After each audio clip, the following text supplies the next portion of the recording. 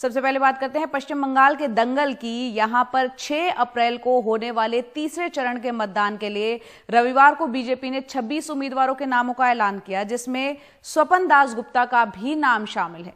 स्वपन दास गुप्ता हुगली जिले के तारकेश्वर सीट से बीजेपी के उम्मीदवार हैं। उनकी उम्मीदवारी का टीएमसी ने विरोध किया है। टीएमसी स्वपन दास गुप्ता की राज्यसभा सदस्यता को खत्म किए जाने को लेकर विशेष प्रस्ताव लाने की तैयारी कर रही है। स्वपन दास गुप्ता राज्यसभा के मनोनीत सदस्य हैं और संविधान की 10वीं अनुसूची के प्रावधानों के मुताबिक टीएमसी उन पर कार्रवाई की मांग कर रही है। दास गुप्ता को अप्रैल 2016 में मोदी सरकार द्वारा नामित किया गया था और जानकारों के मुताबिक इस मामले में टीएमसी की दलीलों में दम है। हालांकि इस पर अंतिम फैसला चेयरमैन को लेना है। ऐसी स्थिति में बीजेपी के पास 2 विकल्प नजर आ रहे हैं, या तो वो स्वपन दास गुप्ता को बंगाल चुनाव से अलग कर दे या फिर राज्यसभा की 1 सीट गंवाने के लिए वो तैयार रहे।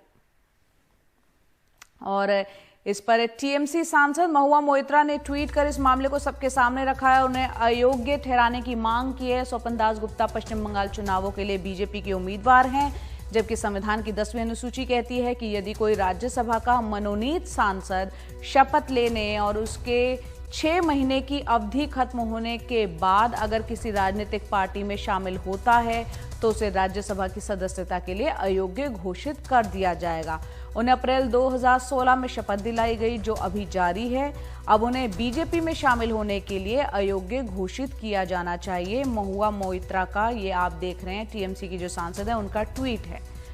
और इस पूरे मामले में नियम क्या कहता है ये भी जान लेते हैं। 10वीं अनुसूची क्या कहती है। 10वीं अनुसूची की धारा 192 जो कहती है, उसके मुताबिक किसी सदन का नामित सदस्य तब अयोग्य घोषित किया जाएगा यदि वो शपथ लेने और 6 महीने की अवधि की समाप्ति के बाद किसी राजनीतिक दल में शामिल हो जाता है। यानी अगर कोई शपथ ले रहा है तो उसके 6 महीने के अंदर ही अगर उसने फैसला कर लिया तब तो ठीक। अगर 6 महीने के बाद वो किसी राजनीतिक दल को ज्वाइन करता है तो ऐसे में ये नियम उस पर लागू हो जाता है। अखिलेश शर्मा हमारे जो वरिष्ठ सहयोगी है, उनसे इस पूरे मामले को हमने समझने की कोशिश की कुछ देर पहले।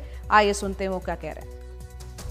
देखिए, ये मामला बिल्कुल तकनीकी मामला है और निश्चित तौर पर ये जो आपत्ति दर्ज की गई है महुआ मोइत्रा की ओर से, इसमें आधार है, क्योंकि जो 10वीं अनुसूची है वो स्पष्ट तौर पर यह कहती है कि कोई भी मनोनीत सांसद जो होता है उसको 6 महीने के भीतर ये तय करना है कि उसे किसी पार्टी में शामिल होना है या नहीं होना है, और उसके बाद वो ऐसा नहीं कर सकता। तो यानी साफ सी बात है कि 6 महीने में स्वपन दास गुप्ता ने ये फैसला नहीं किया था, क्योंकि अप्रैल 2016 में उन्हें मनोनीत किया गया था राष्ट्रपति की ओर से राज्यसभा के लिए, और तब वो स्वतंत्र रहे, वो बीजेपी में शामिल नहीं हुए। हालांकि आपको बता दें कि 12 जो सांसद हैं उनको मनोनीत किया जाता है राष्ट्रपति की ओर से। अभी तक जब से एनडीए सरकार आई है, जो 12 किए गए इनमें से 4 को छोड़ के 8 जो है वो बीजेपी में शामिल हो चुके हैं, जिसमें सुब्रमण्यम स्वामी हैं, राकेश सिन्हा हैं, रूपा गांगुली हैं। तमाम वो नेता हैं जो बीजेपी के नेता हैं और इनको मनोनयन के रास्ते से राज्यसभा में लाया गया और बाद में उन्होंने बाकायदा बीजेपी की सदस्यता ले ली, बीजेपी संसदीय दल में वो शामिल हो गए। लेकिन स्वपन दास गुप्ता ने ऐसा नहीं किया। इसके बावजूद भी वो पश्चिम बंगाल बीजेपी का लगातार काम देखते रहे। जो कोर ग्रुप की बैठक है उसमें भी वो हिस्सा लेते रहे, और अब बीजेपी ने उनको आधिकारिक तौर पर अपना विधानसभा चुनाव के लिए उम्मीदवार घोषित कर दिया है। तो ऐसे में अभी स्वपन दास गुप्ता को ही फैसला करना होगा कि वो आगे क्या करे। बीजेपी सूत्रों से हमारी बात हुई है, उन्होंने यही कहा है कि खुद स्वपन दास गुप्ता ही इस बारे में निर्णय करेंगे। पहला विकल्प तो उनके सामने ये है कि वो इस मामले में जो प्रक्रिया होती है उसका पालन होने दे, यानी तृणमूल कांग्रेस की शिकायत राज्यसभा में आए और उसके बाद राज्यसभा के जो सभापति वो इस पर फैसला करें।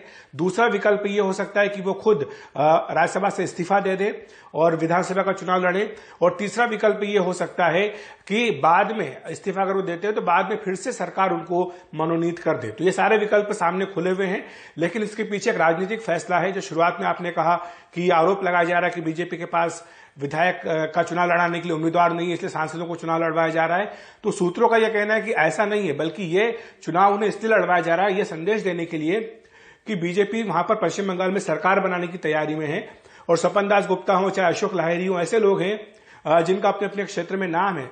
तो सरकार बनाएगी और मंत्री बनाया जाए इनको या कोई बड़ी जिम्मेदारी दी जाए, ये संदेश देने के लिए इनको चुनाव लड़वाया जा रहा है।